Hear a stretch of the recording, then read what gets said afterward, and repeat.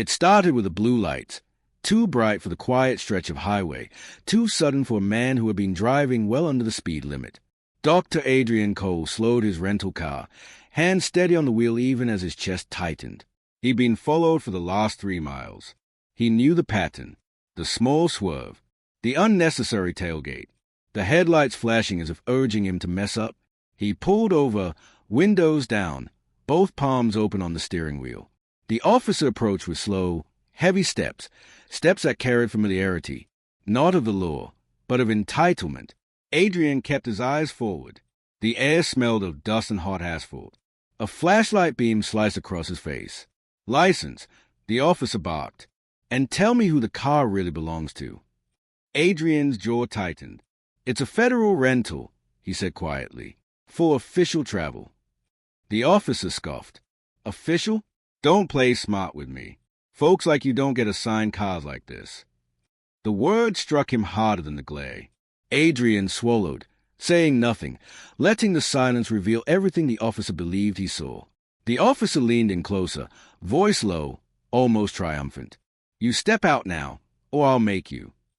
A cold tremor ran through Adrian, not fear, but the familiar exhaustion of a black man forced to defend his legitimacy. He opened the door slowly, but then his work phone buzzed on the passenger seat.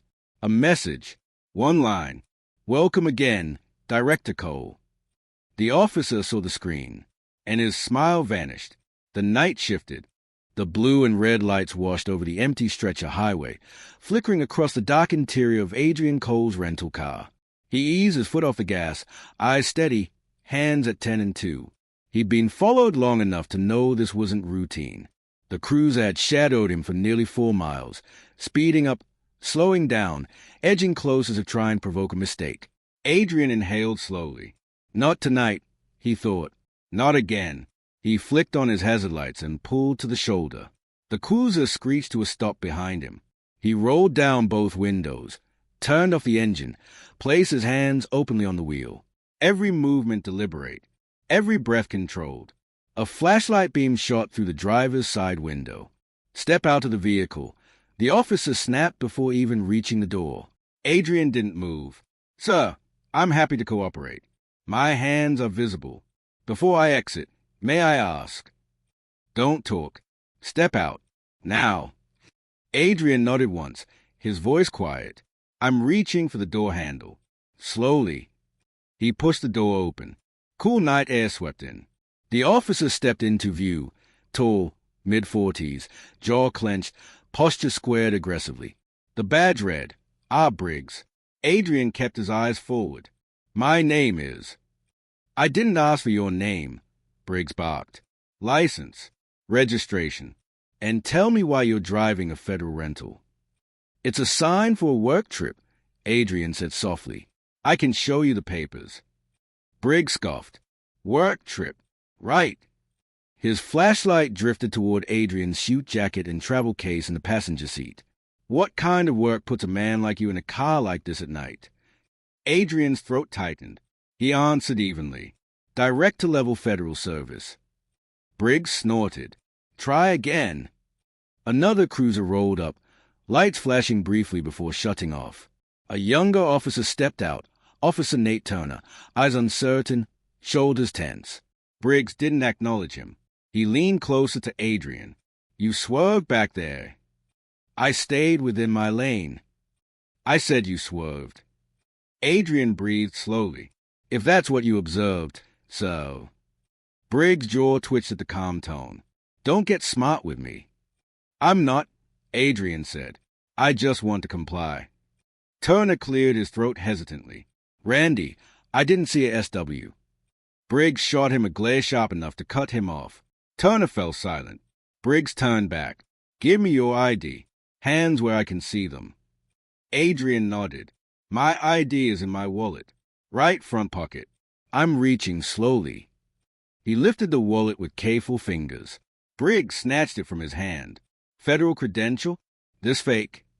"It's not fake." "We'll see." Briggs waved the wallet. "Stay right there. Don't move." Adrian remained motionless, eyes fixed on a distant billboard. Silence hummed between the 3 men, thick, Fragile. Turner shifted uncomfortably. There's no call out for a vehicle like this, he murmured. Everything looks normal. Briggs shot him another warning look. You want to run this stop, Turner? Be my guest. Turner swallowed and looked away. Briggs flipped open the wallet, studying the credentials with a mocking smirk. Adrian M. Cole, Washington, D.C. Big man, you expect me to believe you're some kind of federal hotshot. He tapped the badge with a finger. Looks clean. Too clean. It's real, Adrian said. Briggs stepped closer, face inches from Adrian's. Let me tell you something. Out here, you're just a driver on a dock road, and I decide what's real. The words hit with a cold, familiar weight. Adrian didn't respond. Briggs glanced into the car again, flashlight slicing across the interior. The phone on the passenger seat buzzed. A bright notification lit the screen. Briggs angled the light. A text banner glowed. Welcome again, Director Cole. Briggs blinked, then froze. For a long second, the only sound was a faint hum of passing highway noise. Turner stepped closer, confused. What is it? Briggs didn't answer. His breathing changed, shorter, uneven. His eyes darted between the screen and Adrian's face. Adrian spoke quietly. Sir, may I retrieve the phone? Slowly. Briggs lifted a hand sharply. No. His voice trembled just once, barely audible, but enough for Turner to notice. You can step out fully, Briggs said, regaining force. We're going to clarify your identity. Adrian held his gaze. You already saw my identity. Briggs stiffened. I'll ask the questions. Turner whispered, Randy, if that's really. I said I'll handle it. The outburst echoed across the empty road. Adrian stepped fully out, palms open. I want no trouble. Briggs' eyes flicked toward the dash cam, its red LED blinking. Recording everything. The realization tightened his jaw. He moved closer, voice low and panic-edged. You think titles protect you? No, Adrian said softly. Nothing ever does. Briggs exhaled, shaken. Turn around. Hands on the car. Adrian hesitated, not out of defiance, but out of exhaustion. Turner finally stepped forward. Randy, seriously, what are we doing? He hasn't. Briggs cut him off with a raised hand. But his confidence was cracking. Fear trembled beneath the anger, twisting his expression. He detained the new FBI director, and the camera had caught it all. Briggs swallowed hard. Turn around, he repeated, voice thinner now.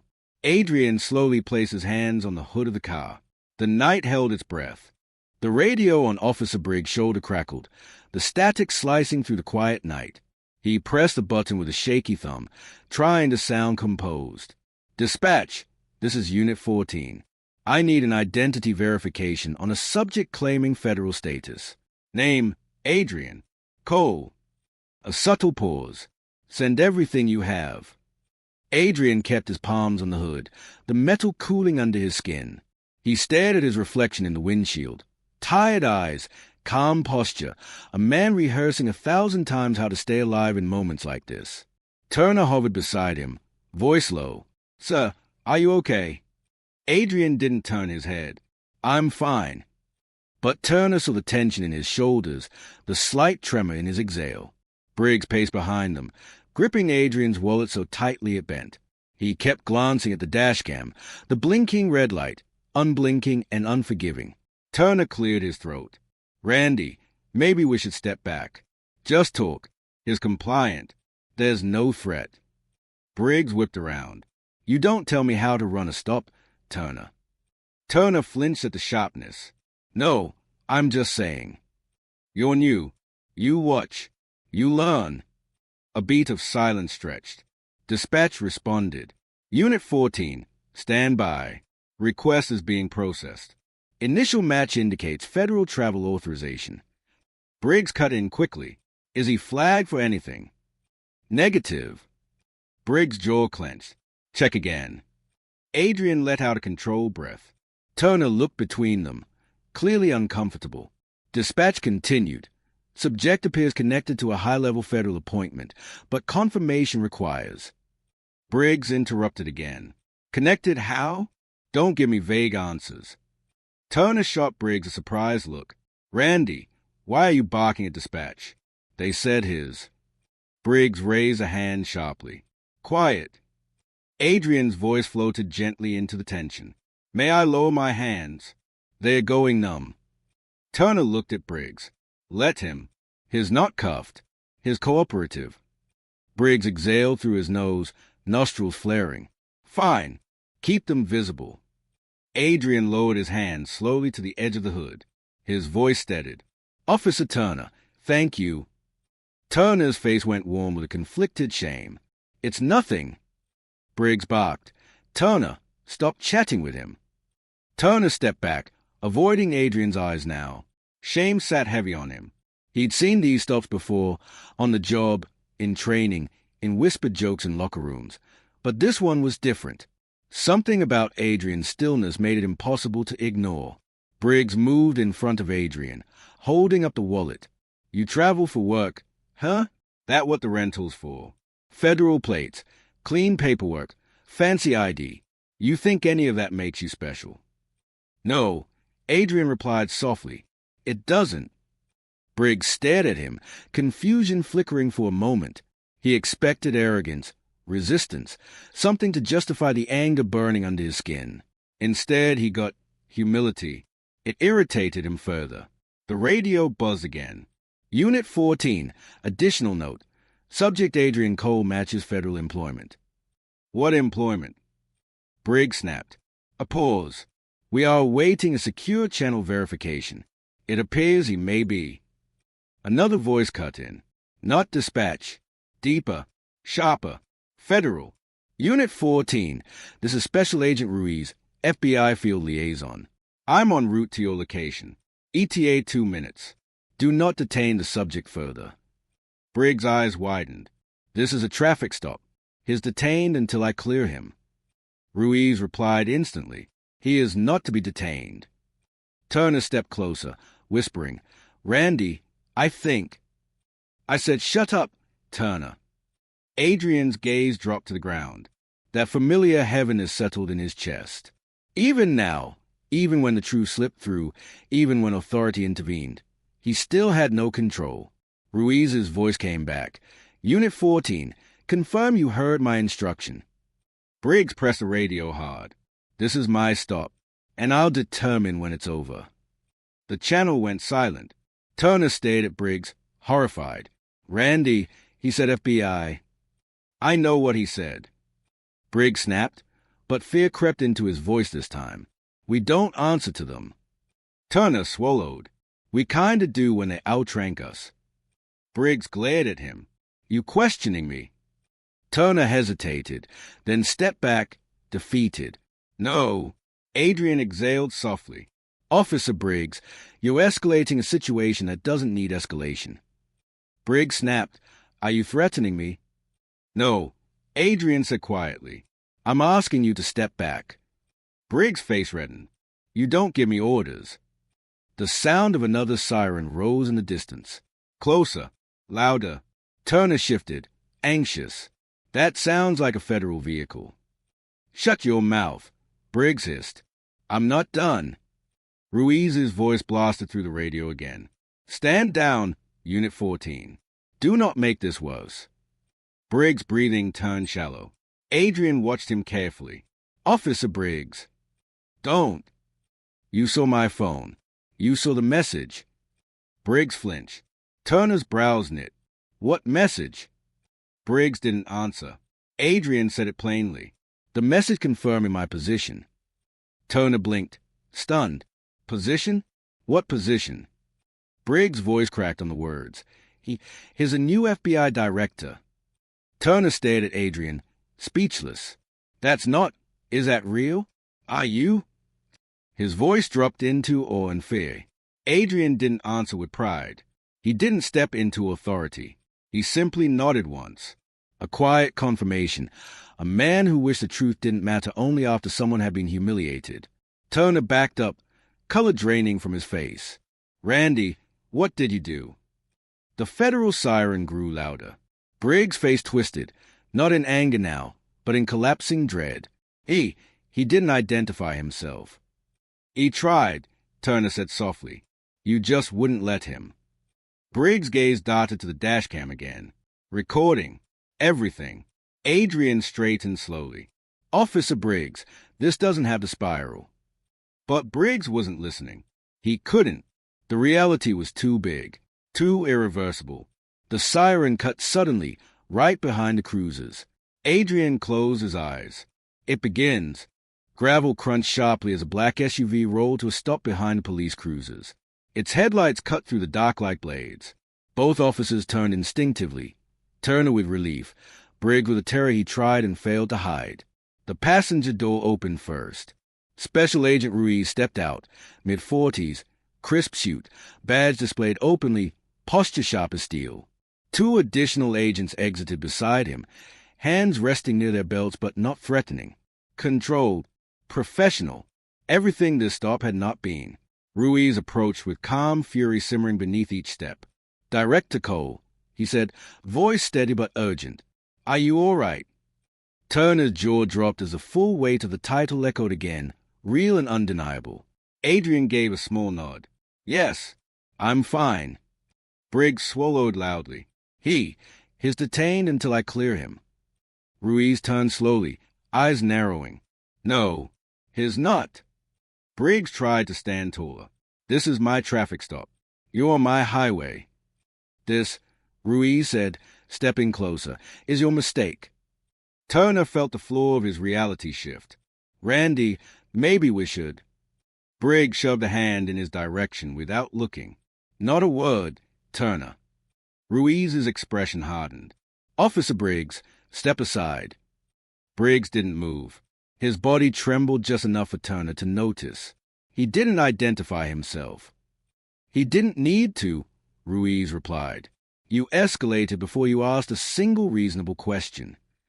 Adrian stayed silent, watching the exchange with calm restraint. But Turner could see the exhaustion in his eyes, years of recognition, disappointment, repetition. Ruiz gestured toward the agents. Escort the director. The 2 agents guided Adrian a few steps away, forming a protective semicircle. Turner watched, guilty heat spreading across his face. Briggs' breathing grew ragged. I was following procedure. Which part? Ruiz shot back. The profiling, the intimidation, or the unlawful detainment of the FBI director? Briggs' mouth opened and closed, no words forming. Turner stepped forward. Agent Ruiz, may I say something? Briggs snapped, Turner. But Ruiz looked at him. Go ahead, officer. Turner took a breath. Director Cole was completely compliant. From the moment we approached, there was no swerve, no cause. He wasn't disrespectful. He wasn't evasive. He was just driving. Ruiz nodded once, grateful. Thank you for your honesty. Briggs turned on Turner, face contorted. You're siding with him. Turner's voice cracked. I'm siding with the truth. Ruiz faced Briggs again. Your dashcam footage will verify all of this. Briggs stiffened. The words struck like a hammer. He knew what was on that camera. Every bark command, every insult, every refusal to listen. And worse, the moment he saw the director's message and chose intimidation anyway. Ruiz spoke low, calm, lethal. You will hand over your dashcam and bodycam recordings. Now. Briggs tried to speak, but only managed to croak. He could be lying. Director Cole, Ruiz said incredulously, lying about his own identity. Briggs flinched. Turner folded his arms tightly, trying not to visibly shake. Randy, we need to stand down. The words finally found their way through Briggs' panic. His shoulders sagged, his face drained of all color. Ruiz extended a hand. Camera, now. After a long hesitation, Briggs unlatched the dashcam module, his hands trembling so violently he nearly dropped it. Ruiz took it without breaking eye contact. Then the bodycam. Ruiz handed both devices to one of the agents. Secure this. No one outside the bureau touches these. The agent nodded and walked back to the SUV. Ruiz exhaled, then turned toward Adrian. Director, if you're ready, We'd like to escort you to the field office. You shouldn't be out here any longer. Adrian stepped forward. I appreciate it. But before he followed, he turned toward Turner. The young officer stiffened. So, Adrian offered a small, weary nod. Thank you. Turner swallowed. I didn't do enough. You spoke up, Adrian said softly. Most don't. The simple acknowledgement hit Turner harder than any reprimand could have. Ruiz motioned toward the SUV. Director. Adrian walked toward it, pausing once, glancing back at Briggs. The officer looked shattered, a man realizing the ground beneath him had disappeared. Adrian didn't say a word. He didn't need to. Ruiz approached Briggs one last time. Internal Affairs will contact your department shortly. Until then, you're ordered to stop work for the next 7 to 2 hours. Briggs whispered, You can't do that. Ruiz leaned in, voice razor quiet. You detained the chief of a federal agency. This is me being merciful. Briggs looked away, hands shaking, sweat gathering at his brow. Turner had never seen him like that. Stripped of power, stripped of bluster, human in a way he'd never shown before. Ruiz returned to Adrian, opening the SUV door. We'll take it from here, Director. Adrian stepped inside. As the door closed, Turner took one last look at him. This man who had handled humiliation with grace, who had spoken softly in the face of cruelty. Turner felt something shift inside him, something he couldn't name yet. The SUV rolled away, quiet, controlled, and ending in a beginning. Briggs stood alone on the road, the red lead on his lifeless dashcam no longer blinking. For the first time, he understood fear. The FBI field office buzzed with a late-night tension, agents moving quickly, whispered conversations curling through hallways, doors opening and closing with soft urgency. Everyone knew something significant had happened, though few knew the full story. Inside a glass-walled conference room, Adrian Cole sat at the end of a long table, hands folded neatly, posture calm but unmistakably weary. His travel suit was still dusted with highway grit. His expression carried no anger, only a deep, practiced restraint. Assistant Director Melissa Kane stepped in, shutting the door behind her. She was sharp-eyed, mid-50s, a woman who had weathered Washington politics long enough to recognize storms before they hit. Director Cole, she said gently, let's get this done quickly. You've had a long night. Adrian nodded. I'm ready. A recorder blinked red on the table. 2 agents stood by with folders. Kane clicked the recorder. This is the official incident report regarding the detainment of FBI Director Adrian Cole by Officer Randall Briggs of the Brookhaven Police Department.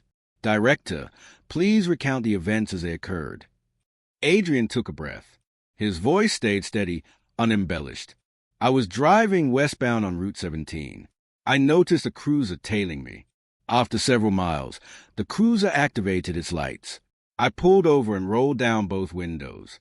Officer Briggs approached and ordered me out of the vehicle without stating a reason. He paused, choosing each word carefully. He refused to examine my credentials. He dismissed multiple attempts I made to clarify the purpose of my travel. He maintained an accusatory and hostile tone throughout. Kane studied him quietly. Did he threaten you physically? No, Adrian said. He threatened escalation. He implied consequences. But he didn't lay a hand on me. The agents exchanged glances, surprised by Adrian's measured wording. Kane asked, Director, did you feel unsafe? Adrian glanced at the table. His voice softened. Unsafe is complicated. Familiar, but complicated. Kane nodded sadly. Understood. One of the agents asked, Did he know who you were before the federal text came in? He saw my credentials. Whether he believed them is another question. Kane leaned forward. You're not under any obligation to soften this. Not tonight. Adrian looked up at her. If I exaggerate, the story becomes about emotion instead of truth. That never helps. Kane exhaled. You always were too calm for your own good. Adrian allowed a faint smile. It's a learned habit. A soft knock sounded. Agent Ruiz stepped in. Director, Officer Turner arrived. He says he wants to speak. Adrian nodded. Bring him in. Turner entered hesitantly, hat in hand, uniform slightly rumpled from stress. He looked around the room with wide, uncertain eyes. He seemed smaller than he had on the highway. "Director Cole," he said quietly, "thank you for letting me come." Adrian gestured to the seat across from him. "Please." Turner sat, fingers trembling as he set his hat on the table. I need to say something for the record." Kane clicked the recorder back on. Turner swallowed. "Officer Briggs has been doing this for a long time, targeting black drivers. Not always obvious, but frequent. He says it's instinct. Says he can tell when someone's up to no good." Kane's jaw tightened. "Do you have evidence?" "No hard proof," Turner admitted. "Just patterns. Things he said in the accuser. The way he reacted when you showed your credentials. He never intended to treat you fairly. Not from the start." Adrian's expression remained calm, but his eyes softened slightly. "Thank you for your honesty." Turner looked down. "I should have stepped in. I should have been stronger." "You spoke up," Adrian said. "Too late," Turner murmured. "Better than never," Adrian replied. Silence settled, a heavy, thoughtful quiet. Ruiz spoke next. "Turner, your statement is helpful. IA will want to speak with you directly." Turner nodded. "I'll cooperate." Kane turned back to Adrian. "Director, would you like to watch the dashcam footage before we wrap up?" Adrian hesitated, then nodded. "Yes." Ruiz dimmed the lights and projected the footage. There it was. The stop, the aggression, Briggs' voice dripping with contempt. Adrian's stillness, his controlled breathing, his careful, deliberate politeness. The moment Briggs saw the phone, the way panic rippled across his face, the way he doubled down anyway. Turner watched the recording with a look of deep shame. The footage ended. Kane switched the lights back on. "Director." Adrian stared at the blank screen, his voice low. "I've seen worse. Experienced worse." Turner closed his eyes. Adrian continued. "No one filmed those." Kane's voice was soft. "You shouldn't have had to experience any of it. Not tonight. Not ever." Adrian offered a tired smile. "That's the truth for many people. My title doesn't change that." Ruiz spoke. "The media caught wind of the stop. They know something happened. They're asking questions." Adrian nodded slowly. "They would. Do you want to make a statement?" Kane asked. "No," Adrian said. "Not yet. Let the process work first." The room fell quiet again. Ruiz asked, "Director, do you regret accepting position?" Adrian looked at the table for a long moment. "I almost didn't," he admitted, "because of nights like this." Turner's head lifted. "But you still did." Adrian looked at him. "Yes, because someone has to." Turner's eyes glistened, not with tears, but with an awakening. Kane ended the recording. "We'll proceed with formal steps. Internal Affairs arrives at dawn." Adrian rose. "Thank you," he said softly. Turner stood too, shoulders heavy. "Director, I'm sorry." Adrian gave him a long, steady look. "I know." Then he walked out of the room, leaving Turner staring at the door, the weight of truth finally settling on him. The Brookhaven Police Department looked eerily quiet at sunrise. The usual chatter in the locker rooms was muted. Officers moved through the halls with cautious glances, whispers curling like smoke. Everyone knew. Word had spread long before the official memo hit inboxes. Officer Randall Briggs sat alone in the briefing room, hunched forward, elbows pressed into his knees. His uniform looked less crisp today, his badge slightly crooked. He hadn't slept, not even a minute.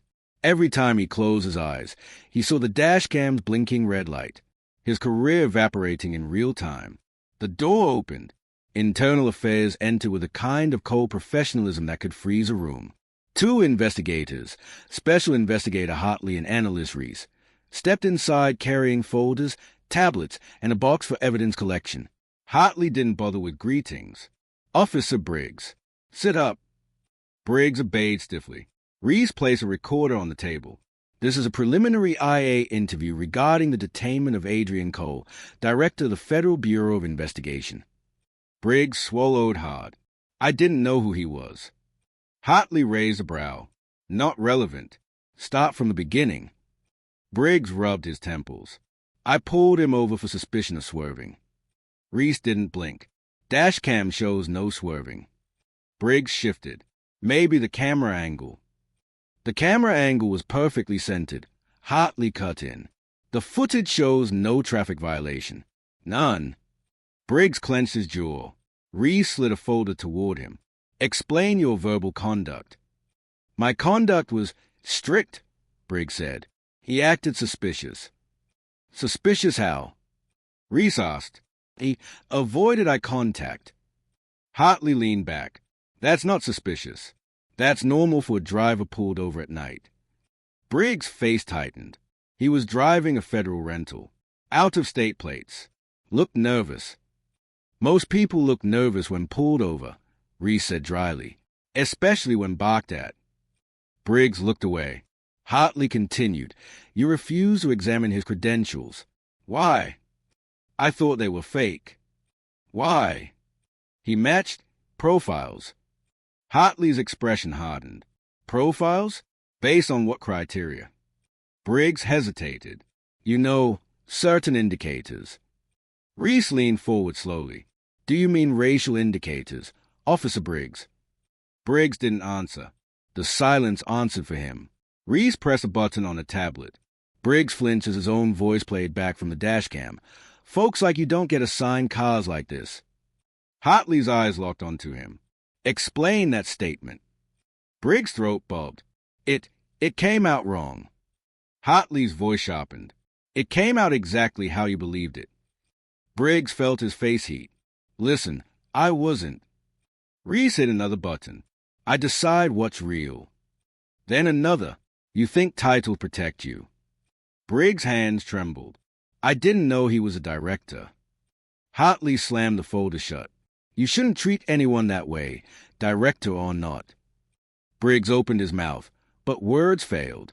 Reese asked, why did you continue escalating after reading the message on his phone? Briggs stiffened. I panicked. That's not what the footage shows, Reese replied. It shows you got angrier. Hartley added, you doubled down.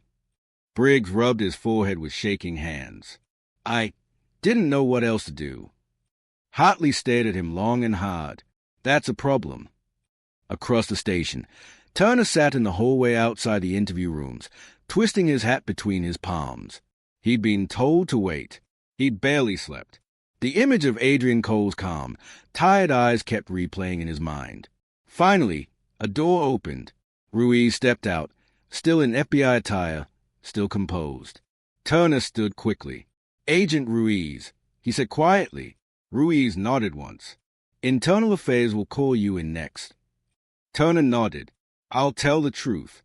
All of it. Ruiz studied him for a moment. You're young, Turner. You still have a choice about the kind of officer you will become. Turner exhaled shakily. I'm starting to realize that. Ruiz glanced at him. Regret can be a teacher, or an excuse. Turner swallowed. I won't use it as an excuse. Ruiz gave a faint, approving nod. Good. Inside the IA room, Briggs' interrogation continued. Hartley held up another sheet. Multiple complaints filed against you in the past 6 years. Briggs frowned. All unproven. Not disproven, Reese said. Just buried. Briggs froze. What's that supposed to mean? Your former supervisor protected you, Hartley said. Patterns of racial targeting were noted but never escalated. I didn't target. You did. Reese snapped, voice suddenly sharp. You just never face consequences. Briggs shook his head desperately. I'm not racist. Hartley leaned in, eyes cold and unblinking. Intent doesn't matter as much as harm, and the harm you cause is undeniable. Briggs looked down at his hands, chest constricting painfully. Hartley's tone softened, but only slightly. There will be a hearing. You will be placed on administrative leave until then. Briggs whispered, Will I lose my badge? Reese answered bluntly, If there's any justice, yes. Briggs' shoulders collapsed inward. He looked older suddenly, tired, cornered, unraveling. Hartley signaled the end of the session. "Turner is next." As Briggs stood to leave, he caught sight of Turner through the glass. Turner didn't look at him with gloating or triumph. He looked at him with something worse. Disappointment. Briggs lowered his head and walked out. Turner entered the room minutes later. The IA investigators were gentle with him, because he didn't resist. He didn't lie. He didn't protect anything that shouldn't be protected. He told the truth. All of it. When he was done, Hartley said quietly, "Officer Turner, thank you." Turner nodded, ashamed but resolute. "I should have done more." Reese replied, "You're doing more now." Outside the station, reporters were gathering. Flashes popped. Microphones extended. The building buzzed with tension, a local scandal already turning national. And in a quiet office miles away, Adrian Cole sat alone under dim lights, reading the preliminary IA summary. No fury, no joy, just a familiar ache of a man who'd lived this truth too many times. By noon, the story had exploded. Cable networks, Twitter feeds, headline tickers, opinion columns. Everywhere, one phrase echoed with growing intensity. Local officer detains new FBI director in racially charged traffic stop. Clips of the dashcam footage, leaked by someone inside the department, flooded the internet. Briggs' voice, sharp and contemptuous, played on repeat. "Folks like you don't get assigned cars like this. I decide what's real." Each line hit the public like a slap. Outside Brookhaven PD, protesters gathered with signs demanding accountability. Justice for all drivers. End profiling. Protect black lives on the road. Reporters swarmed the entrance. Police tape barely held them back. Inside his office, Turner watched the coverage in stunned silence. Shame tightened around his chest like a vice. He'd known Briggs was reckless, but hearing the words blasted nationwide, he felt complicit all over again. Sergeant Hughes approached him quietly. "You holding up, Turner?" Turner shook his head.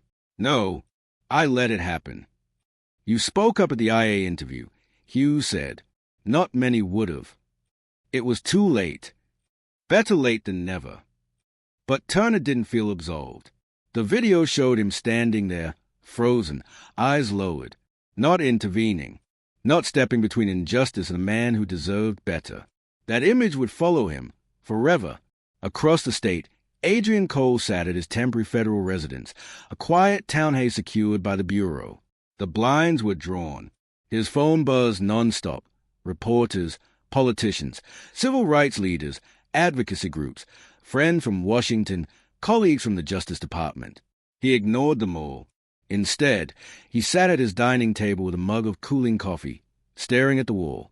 The morning sunlight filtered in weakly through half-closed curtains.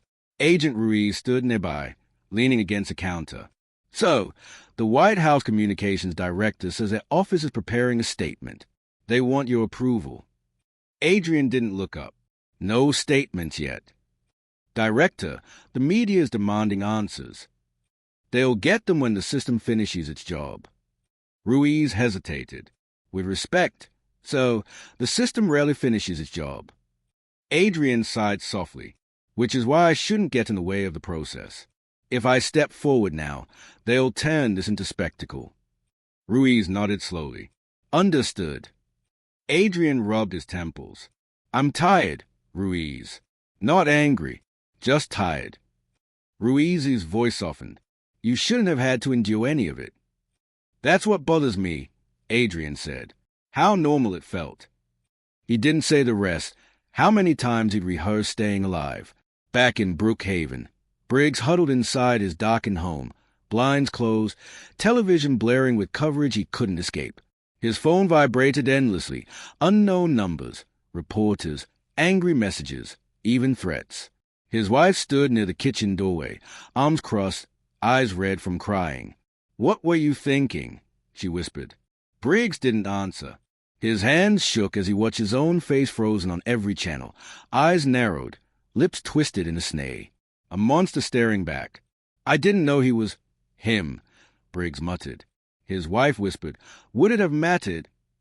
The question cut deeper than the headlines. Briggs looked away. I was doing my job." She shook her head. Randy, that video, that wasn't a job. That was something else. Something ugly. Something he'd never admitted, even to himself. He covered his face with both hands. Meanwhile, Turner stepped outside the precinct for air. A small crowd recognized him from a video, standing beside Briggs, silent. Phones rose. A woman shouted, "Why didn't you stop him?" Another yelled, "You were just as bad." Turner froze, panic tightening his throat. Hughes rushed out, guiding him back inside before the crowd escalated. "That's going to keep happening," Hughes said gently. Turner leaned against the wall, shaking. "I deserve it." "No," Hughes said firmly. "You deserve to grow from it. Don't confuse the two." Turner swallowed hard. At 6 p.m., Adrian finally agreed to release a statement. Kane arrived with a drafted version. "Director," she said, "we kept it factual and concise." Adrian read it silently. It said everything correctly, but it lacked something essential. He took a pen. "I'll rewrite parts," he murmured. When he handed the paper back, Kane read the edits. Her eyes softened. The new statement didn't condemn Briggs by name.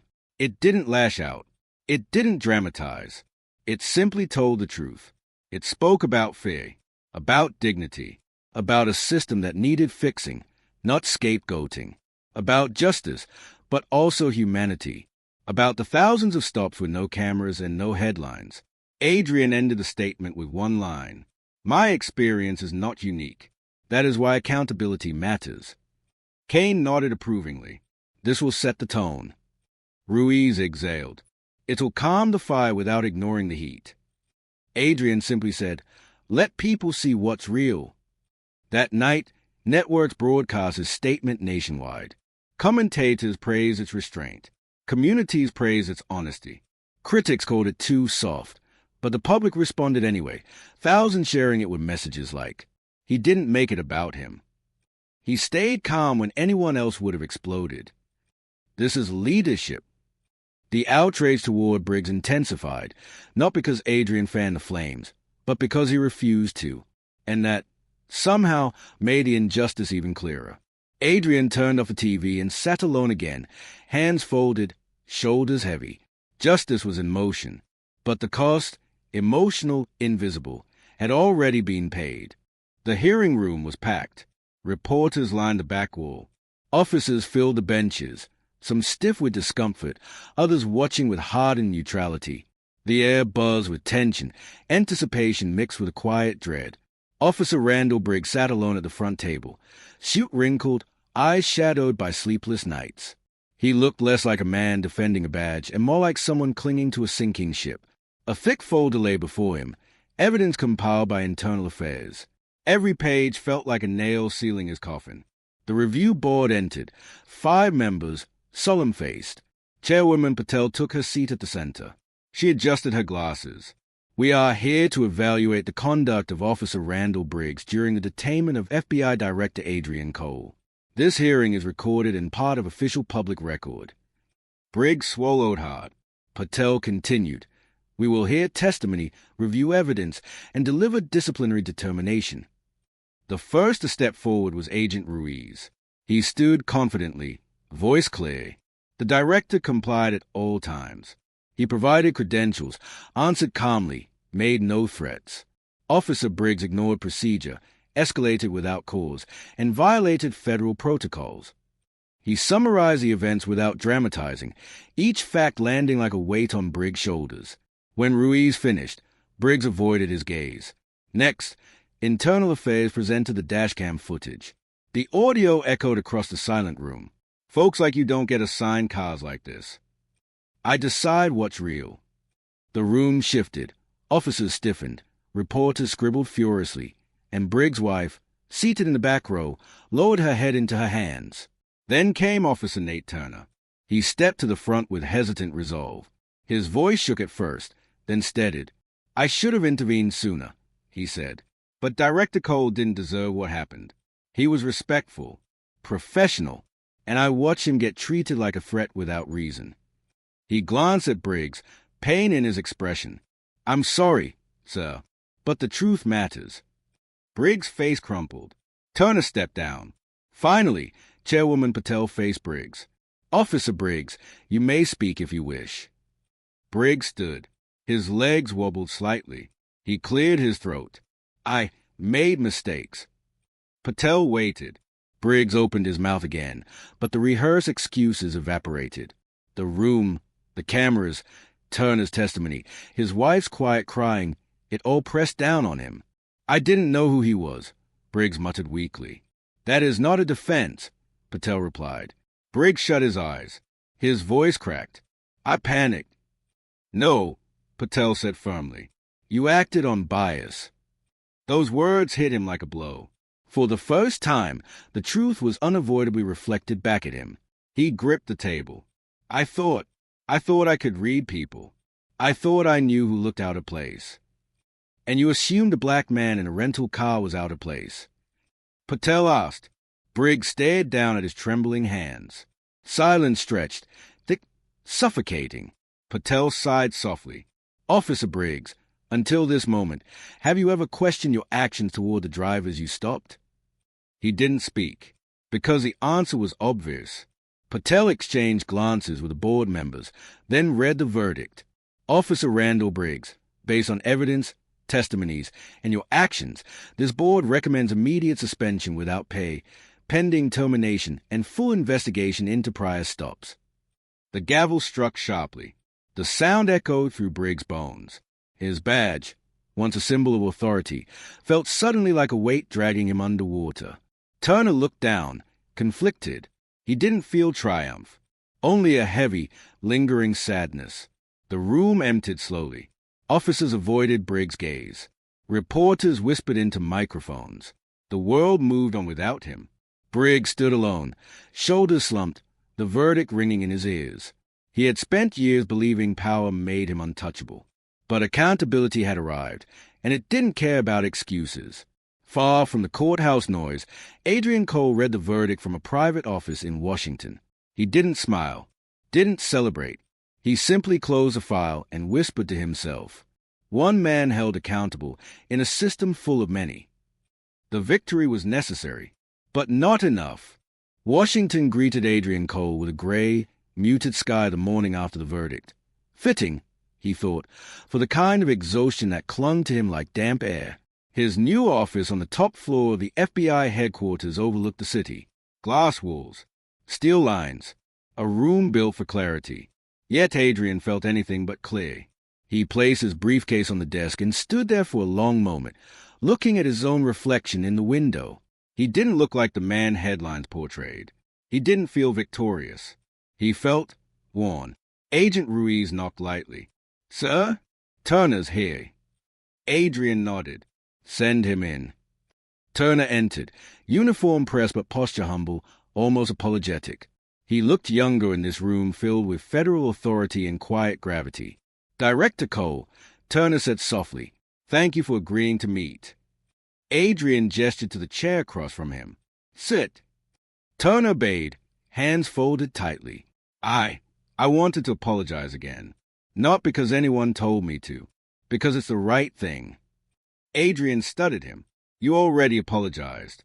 More than once." "I need you to understand," Turner said, voice trembling slightly. "I'm not like him. Or at least, I don't want to be. What I saw that night, what I didn't stop, it changed something in me." Adrian leaned back, expression thoughtful. Growth often comes from discomfort. Turner nodded. "I want to be better. A better officer. A better man." Adrian opened a folder on his desk, sliding a document across. Turner blinked. "What's this?" "A consulting invitation," Adrian said, "for the Federal Bias Intervention and Procedural Justice Task Team." Turner stared, stunned. "Sir, I don't deserve that." Adrian folded his hands. "Maybe not. Not yet. But you're already moving toward becoming the kind of officer we need. Someone honest. Someone reflective. Someone willing to confront what others ignore." Turner's voice cracked. "Why me?" "Because you're at a crossroads," Adrian said. "And I believe the choices you make from here matter." Turner swallowed hard. "I won't let you down." Adrian offered a small, tired smile. Make sure you don't let yourself down. Turner nodded, emotion brimming but contained. He shook Adrian's hand before leaving, the door closing softly behind him. The office felt heavy again. Adrian exhaled, rubbing the bridge of his nose. For a moment, the room blurred, not with tears, but with a weight of memory. He had experienced far too many versions of that traffic stop throughout his life. Some worse, some quieter, all of them cutting the same way. A knock came again, this time Kane entering with a stack of briefing folders. Morning, Director. Today's schedule includes congressional calls, a DOJ meeting, and 3 internal briefings on reforms. Adrian nodded. Understood. Kane paused, watching him. Rough night. Long life, Adrian replied softly. Kane's expression softened. If you need support. I'll manage, Adrian said. We all do. Eventually. She placed the folders down gently. You changed something this week, so... Adrian looked at the table. Something small. Small things ripple, Kane said, then left the room. Adrian sat again, alone with the silence. He glanced at his phone, messages from friends, colleagues, national leaders. Praise, outrage, solidarity, none of it eased the heaviness. He chose not to respond. Instead, after finishing his morning tasks, Adrian stepped out onto the rooftop deck of the building. The wind was cool. The city sprawled beneath him, alive and indifferent. Hours later, as evening set in, he finally headed home. Driving through D.C. at dusk, the traffic lights cast soft glows across his windshield. He turned onto a quiet road and saw a police cruiser pull out behind him. His heart tightened. Just a reflex. Deep, ingrained, unavoidable. He breathed through it, gripping the wheel lightly. Not again. Please, not tonight. But the cruiser edged left, past him slowly, and continued down the road. No lights. No siren. No power play. Adrian let out a long breath, tension melting from his shoulders. The road opened ahead of him, silent and steady. No victory. No triumph. Just a reminder. Titles didn't erase history. Justice didn't erase memory. But accountability, however small, was a start. He drove on into the dark, headlights cutting through the night, a man carrying both the cost of truth and the courage to keep climbing.